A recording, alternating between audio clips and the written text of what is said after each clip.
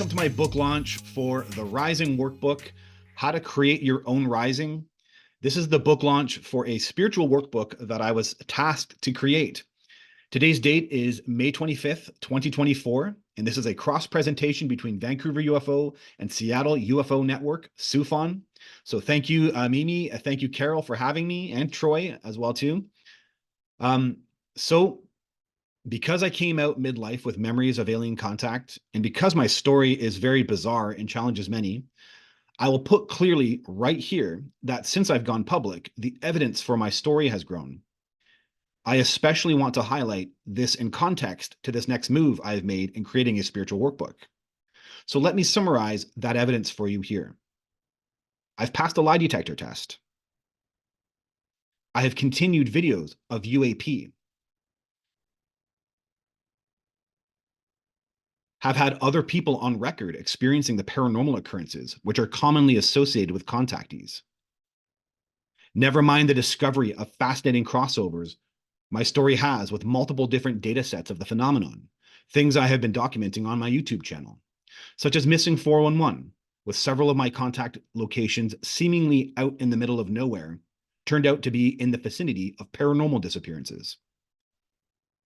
The UFO BC database, with several of the crafts I had reported witnessing, were recorded by others over the years in the exact same location. Collaborations with contactees, such as author and researcher Susie Hansen, whom we both describe as having been to the White Room. A full series exists on my YouTube channel in which we explore the repeated similarities between each other's contact events. And now even UAP whistleblowers who are speaking out are corroborating things I had experienced or that the aliens had said to me directly, a series of which is available on my YouTube channel. Yes, my story could be considered anecdotal evidence for alien contact, which is defined as evidence in the form of stories that people tell about what has happened to them. Evidence because the corroborations, but it would be anecdotal evidence for one or two of them. But when you have as many as I do, and by the way, every single one of my 26 contact events has several corroborations from multiple different data sets of the phenomenon, as I've already described, then it becomes statistical evidence, which is defined as a type of evidence that uses numerical data and statistical analysis to support an argument or claim. Yes, you could definitely run a statistical model on the chance so many corroborations from different data sets of the phenomenon could appear in a single story of alien contact. The conclusion would definitely be highly, highly unlikely to be falsified. Not with so much corroboration from information not available on TV or not readily available on the internet.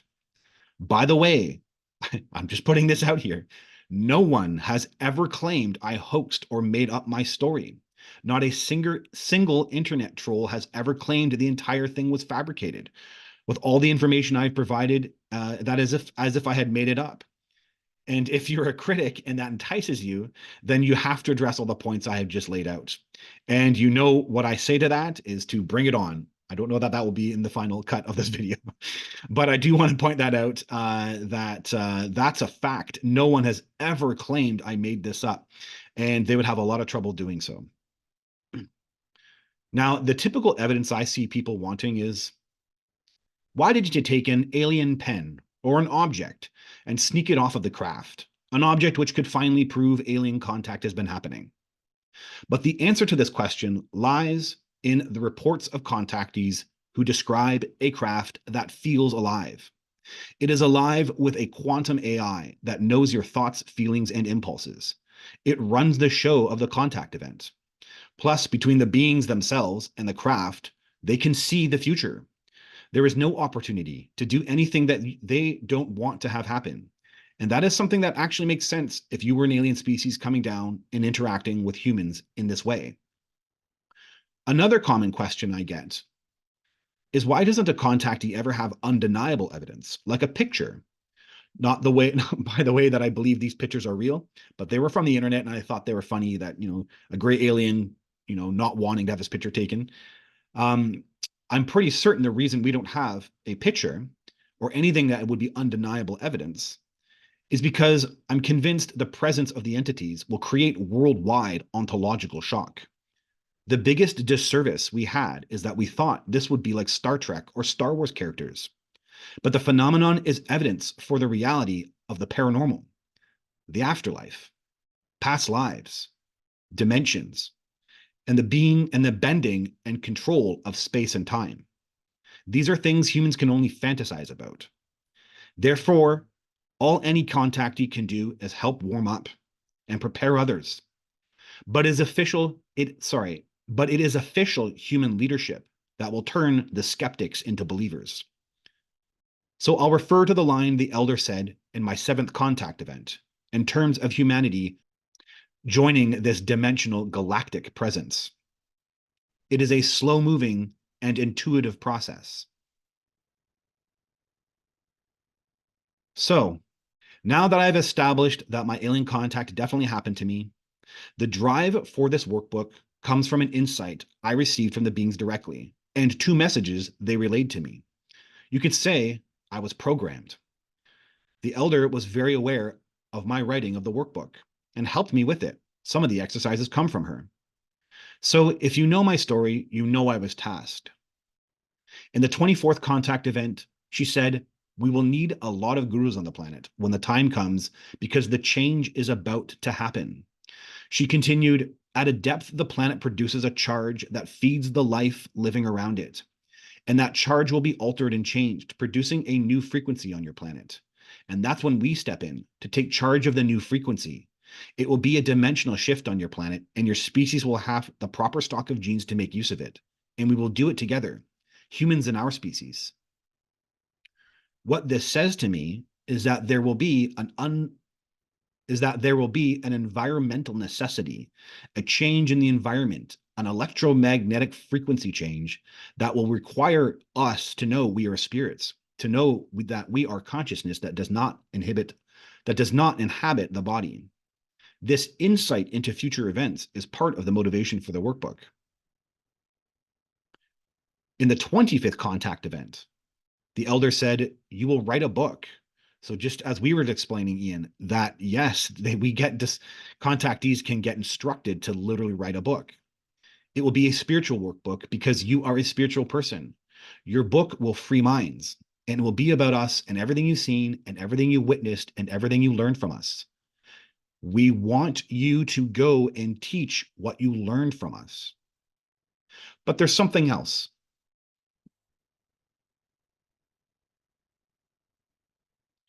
Imagine a world Imagine a world where the entire planetary population is told by beings from another realm that what we have been focusing on our entire life has nothing to do with reality. That our subjective, spiritual, meaning-making psychology is a part of reality. That to believe and know in our consciousness abilities and in our unity creates space within ourselves to experience it. The elder showed me this in telepathy. That the public will be told, alongside disclosure, that as a planetary population, we have to become more spiritual. If you look at the first recorded contact events, such as Betty Andreasen, from the 60s, 70s, and 80s, the beings repeatedly desire humans to become more spiritual. There's nothing new about them saying this. So in the background of the human psyche sits another reality. And if we don't focus on it, we don't experience it. And if we do focus on it, we can open the doors to its experience. So I've written a spiritual workbook to help with what I know to becoming. It has the heart of my guru, a channel of my higher self, it could be called, and the voice of the elder telling me, this, focus on this and don't do that. And some of the exercises, again, I have said this in the beginning, come from her. So in the end of the day, what people want is to know how to have their own experience. And I can't leave you hanging. So what is it? The gray aliens showed me a dimensional room, the white room, where I was turned into an orb. They then showed me my past life and the afterlife realm. They developed me to discover my soul. And it manifested as the rising, as God realization, as an apotheosis. And then I traveled, where I put into practice our God power of visioning and manifesting reality. I then spent over 20 years studying Vedic philosophy with a true guru. And then I began teaching mindful leadership and corporate training, gaining experience with instructional design and adult education. All combined, all of my life's purpose, I've created a practical, grounded, yet powerful spiritual workbook applicable to your daily life. Now, before I delve into the book, what's the connection here between human-based spirituality and the ET presence? Well, my experience affords me to understand these differences. And though words such as source or God, spirit or soul, enlightenment or attainment, worship or sanctity are human words, we use them to describe a set of experiences. But the point is, the science is in that humans are in fact a consciousness energy form housed within and throughout physical tissue body. As I have laid out in this specific video on my YouTube channel, we are not the body, parts 1 and 2. And also, as per the work of psychoanalyst Carl Jung, the human is a subjective, meaning-making species first. In the workbook, I present the science of the soul and this unified field. So the point isn't to create a human spiritual bias about the alien presence, but to gain your own extraordinary experiences of expanded consciousness that the human has trouble putting into words.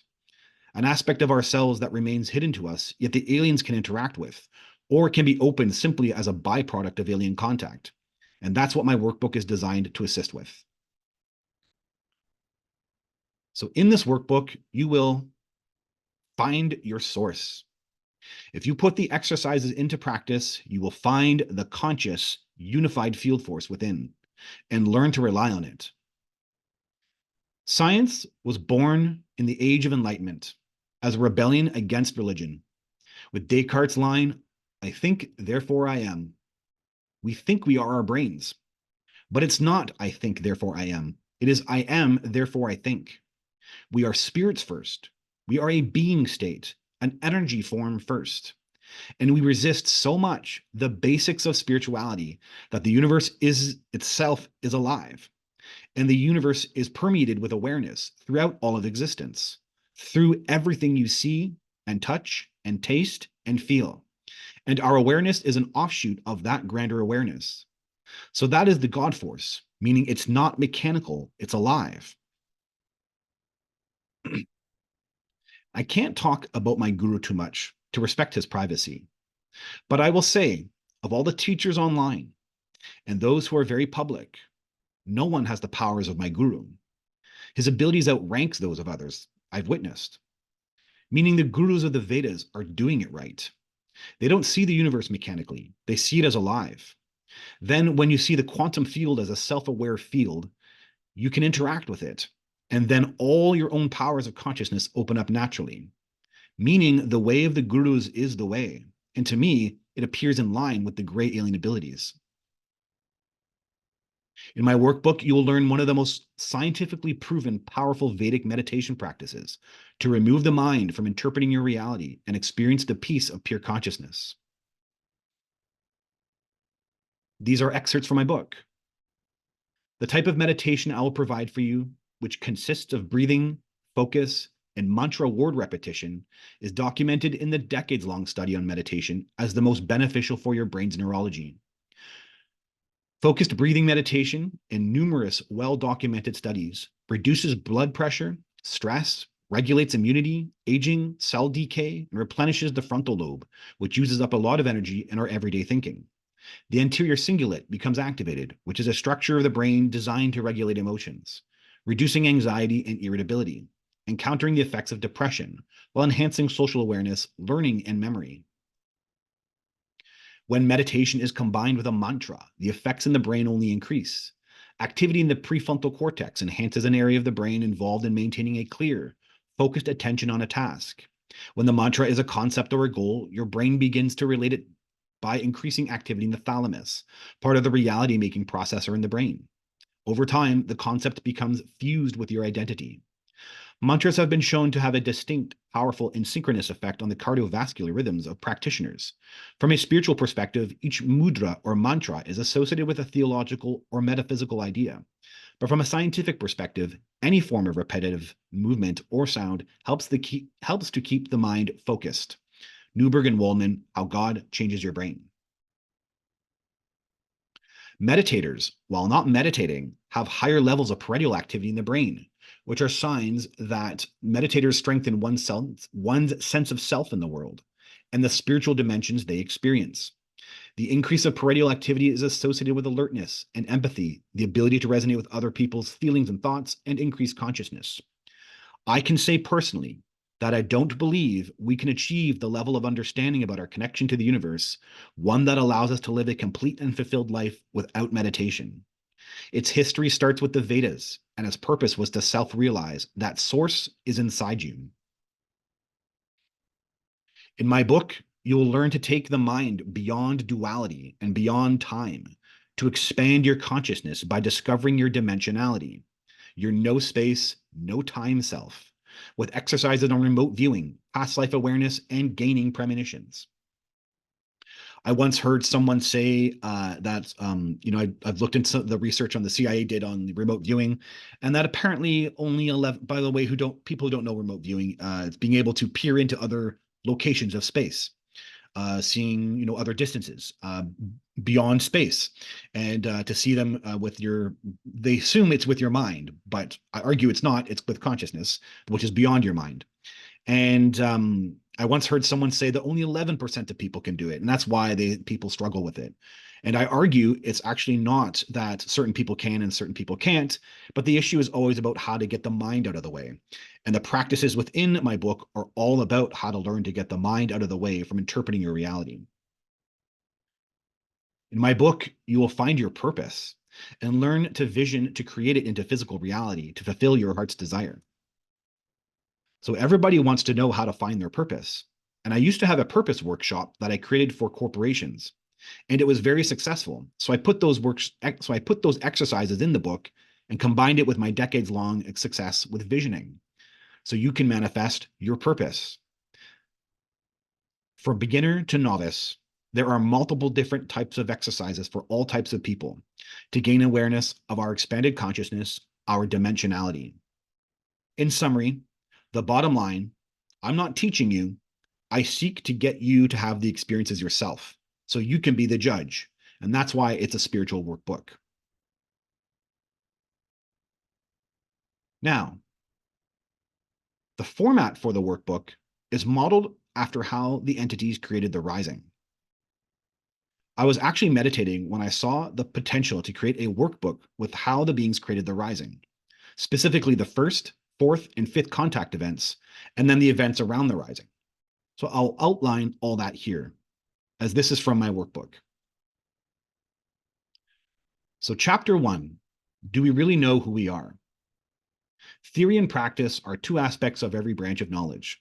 Of these two, the former pertains to the intellectual grasp and clarification, while the later to the translation of it into action. One is pure science and the other applied science. Swami Chidbhavananda, Commentary on the Bhagavad Gita. Spirituality starts with theory, with learning intellectually what you are, which creates the direction for the practice. It was just after the publication of the first edition of The Rising that I reflect that the beings followed this exact same tenet. With my exposure to the White Room, I was shown who and what I am, which created the direction for the Rising. Obviously, I cannot provide you a White Room experience, but I can show your intellect the science that demonstrates what you really are, a long-living spiritual energy form connected to a unified field force. A firm grasp in what you really are and what is possible opens the door to spirituality. This is what the chapter, Do We Really Know Who We Are, will do. Chapter 2, The Power of a Meditation Practice. An additional detail of my story that never made it into The Rising was for several weeks leading up to and also directly after the 8th contact event on Hornby Island, I had several synchronicities, messages from the universe, if you will, to begin a meditation practice. People placed at the right moment in several different occasions were teaching me to meditate. Unfortunately, I made an excuse that I wasn't comfortable meditating in my car and it was too cold outside to find a proper spot. It was only after I met my guru, when I committed to a regular meditation practice, did my eyes open to just how beneficial it can be in someone's life. All these years later, I look back at traveling with a small tinge of regret that I didn't try harder to begin a meditation practice, as it would have surely helped me. Now that I rely on a daily meditation practice, I recommend it from the beginning of this workbook, and I can say without a doubt that it's required to experience the higher echelons of consciousness. Chapter 3, The Ocean of the Mind. In the fourth contact event, the elder used a device to show me how my thoughts, those of my teenage need to conform, obstructed my spirit. Presently, this demonstrates to me that the mind needs to resolve its issues before attempting to achieve higher states of awareness, which is what this chapter addresses. Doing so prepares us for our dimensional awareness. I even have an ocean of the mind exercise in that chapter. Chapter 4, Intuition and the Dimensionality of Consciousness. After the fifth contact event, I began having psychic events, premonitions, energy experiences, and past life awareness, the topics of which are covered in this chapter. Chapter 5, Detachment. The main premise of the book that initiated the Rising was detachment, which gets explored in this chapter. Chapter 6, The Rising. I then provide you an experience of your own source, God. This is the God realization chapter. And then chapter 7, we are creator beings with the power to create reality through visioning. When I left to begin a life of traveling, I began to put into practice my own ability to vision, manifesting in the physical world exactly what I needed. This chapter brings all the practices together in the book to provide you with your own experience of visioning and manifesting it into reality.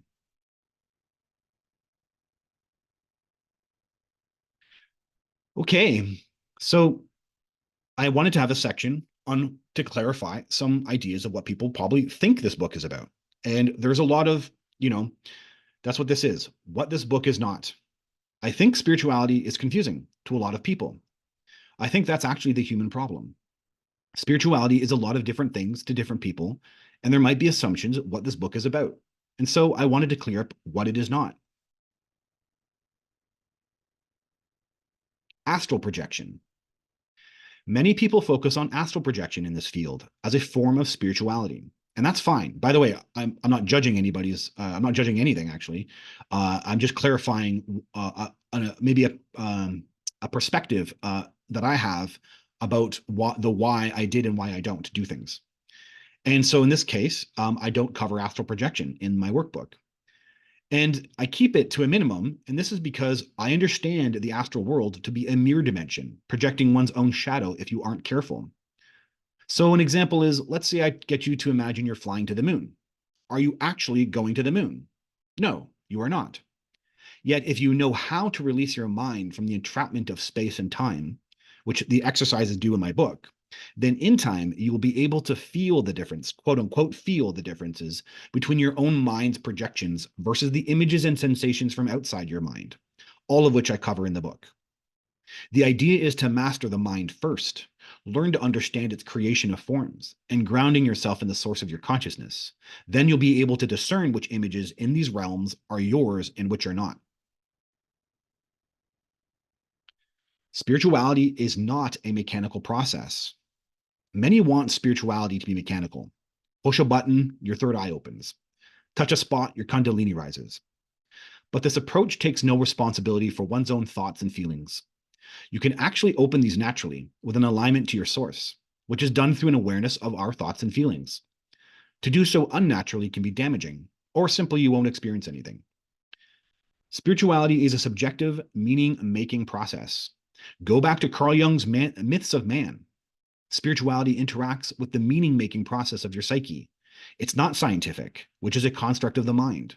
Spirituality is life, which is love, and love is not scientific. Another example of this is some call dimensions of spirituality a frequency. But by calling it a frequency, you limit your experience because a frequency is a construct of the mind. The universe is alive and it resonates with being states, energy, and love. Life, you are it. You don't raise your frequency to be with your children when you imply you want to be loving them. Now, the funny part is, objectively, being states and love are a frequency. But comparably, food is a substance for your body, and when you eat, you don't focus on the sustenance, you focus on the enjoyment of eating. Same idea. Dealing with entities.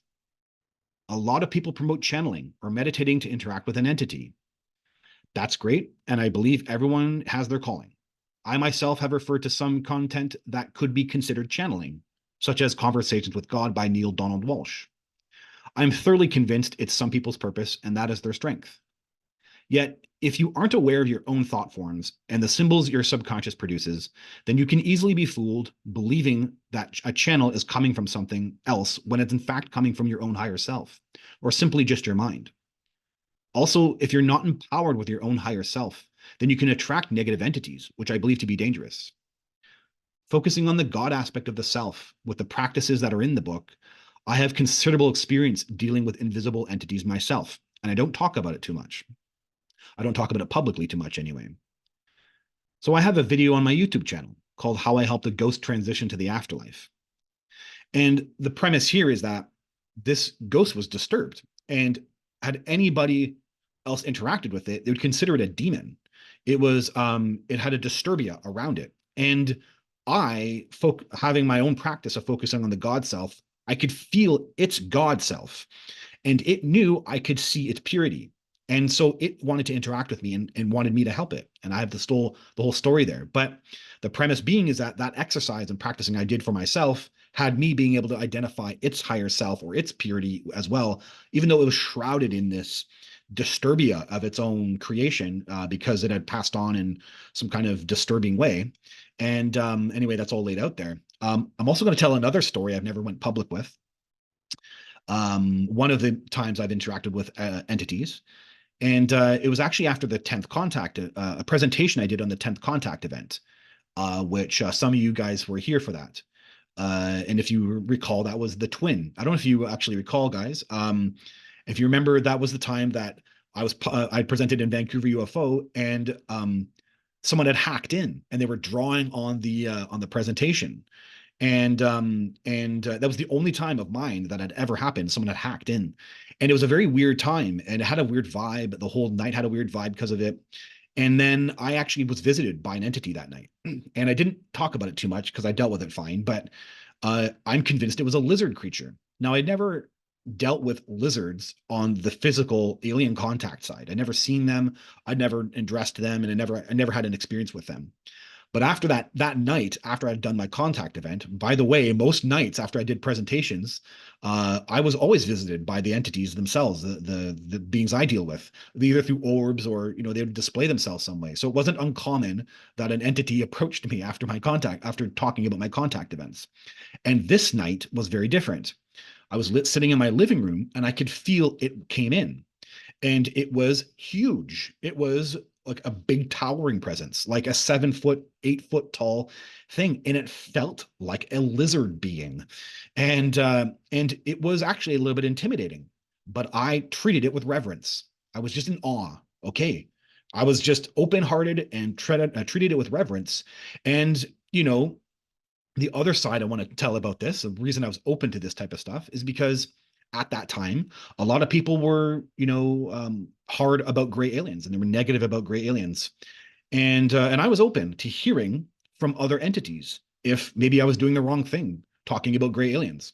Maybe someone could set me straight and, show me a craft and tell me, Jeff Silver, stop talking because these guys are the bad guys.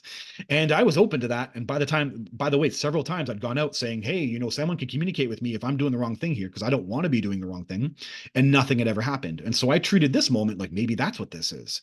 I talked about the 10th contact event where I met the twins, and they told me about the new human and such. So I thought maybe an entity's coming in here to tell me to stop doing this. And I was open. I was open-hearted, and I treat that thing with respect.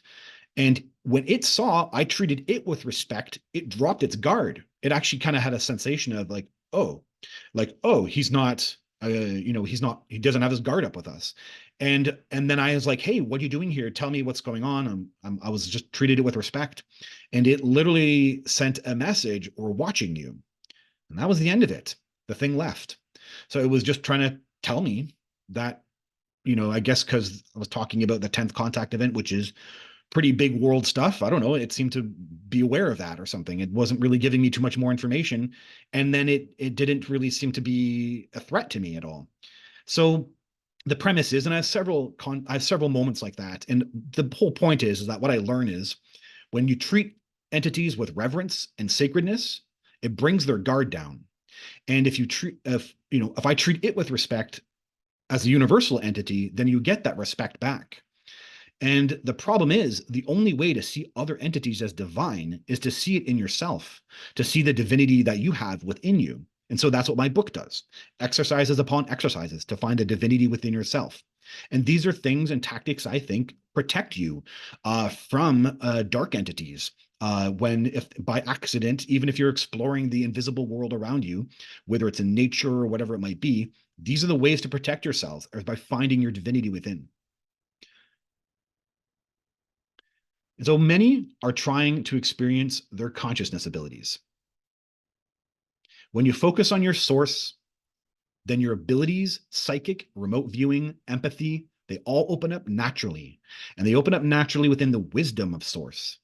And so that's why I'm a really big believer. It's kind of a weird paradox, which is normal for spirituality. Our human tendency brain is to always focus on the outside, to imagine things are scientific, to imagine things are very mechanical. But really, it's actually kind of a paradox. You focus on the source, you focus on God within, and these things naturally open up on their own. And that's what the Vedas have always known, and that I talk about in the Bhagavad Gita and talk about in history. And this is what I've learned with myself. So I didn't have a lot of these abilities naturally, and they came to me from these experiences and things that I focused on. So I once said we needed to get ready for a gray alien presence on planet Earth, and I'm thoroughly convinced the concepts in this workbook are how.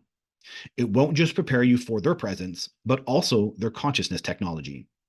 Now, my knowledge that unity is required to experience their tech comes from my experience in the White Room. And as well the 10th contact event, where I saw the quantum field force running the craft, and I linked with it through my consciousness. Also, I had a weird event where I typed my name into a craft, and I felt the God presence of the craft as I was doing it. All of this is unity, and I am thoroughly convinced to adapt to their tech, we have to get used to the consciousness experience of unity. Our new spacefaring friends are paranormal by nature. And in their world, the exercises in this book are how we gain our personal power. I am 100% convinced that aliens' presence empowers the paranormal dimensions in our world. I think the evidence is clear, as most contactees I know become mediums. We all end up having an ability to communicate with other entities and that are invisible in our world. But this is nature. That's the problem, is that people think this is scary or has demons or something, but this is what nature is. Nature is an electromagnetic field, and then life is expanding out in ways that we aren't expecting. So the exercise in my workbook will ground you and protect you in this paranormal world, like it does for me. This workbook will help by creating a reorientation of your sense of self, so you can be grounded in the knowledge that you are your spirit, your being, and your heart, which is waiting for your personal power to be unleashed. So that's it. Thank you. The Rising Workbook, how to create your own Rising. It's available at www.jeffsilver.com. Also, please follow me on my YouTube channel. I'm also on Facebook. And now that this workbook is here, this gives me the grounding to have other types of presentations or to talk about it or expand in other ways that are also related to the entities, kind of always being able to bring it back to content to help empower other people. And that's my whole role here as well, too. So that's it. Thank you, everybody, for joining me. I'll stop the screen share and we can have a Q&A and hang out and chat and talk.